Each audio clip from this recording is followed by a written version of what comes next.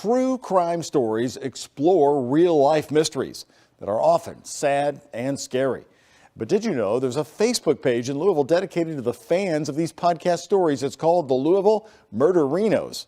But even though these tales might leave us feeling frightened, the genre has been gaining a lot of attention. Rose McBride is talking to a U of L psychologist about why people listen so closely. You are listening to Wine and Crime. The podcast Wine and Crime was born out of a fascination with the unusual. We had always been interested in weird, bizarre stories. Kenyon Lang, Lucy Fitzgerald, and Amanda Jacobson have been friends since they were kids growing up in Minnesota.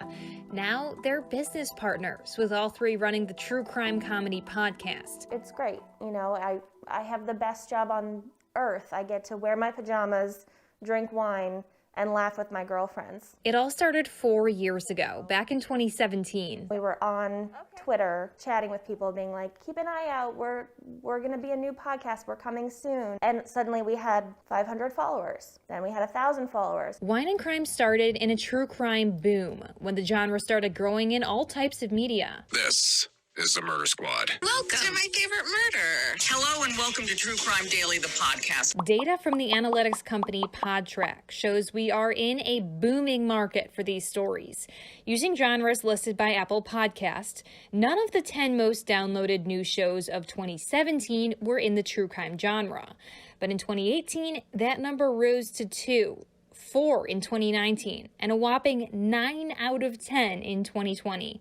This media is collecting new fans and also bringing forever fans out into the open. So crazy. That's a crazy story. Michelle Baisley and Emily Rainbow met the day we shot this interview, but already had a lot to talk about. There's also never been another suspect. Right. You know, like it was there's never reopened. Yeah. They're part of the Facebook group Louisville Murderinos, which is for fans of the true crime podcast My Favorite Murder, and a space to discuss the topic with people who understand this passion. A lot of us grew up and we had these interests, and people were like, oh, well, that's kind of weird. Are you like, why are you studying murder? Do you want to kill somebody? The answer is no. Most true crime junkies aren't trying to commit a murder, but rather avoid being murdered. You know, everybody has their thing. The stories don't scare me. They don't make me more paranoid.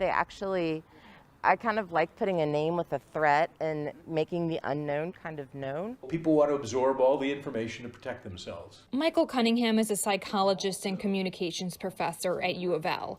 He says our interest in true crime isn't new, it's just newly available. There once was a time when there were only 3 networks. They were limited in the amount of news they could put in. Now there are multiple channels, podcast opportunities, internet opportunities. So what is it about the terrifying, the unknown, that makes us want to see more?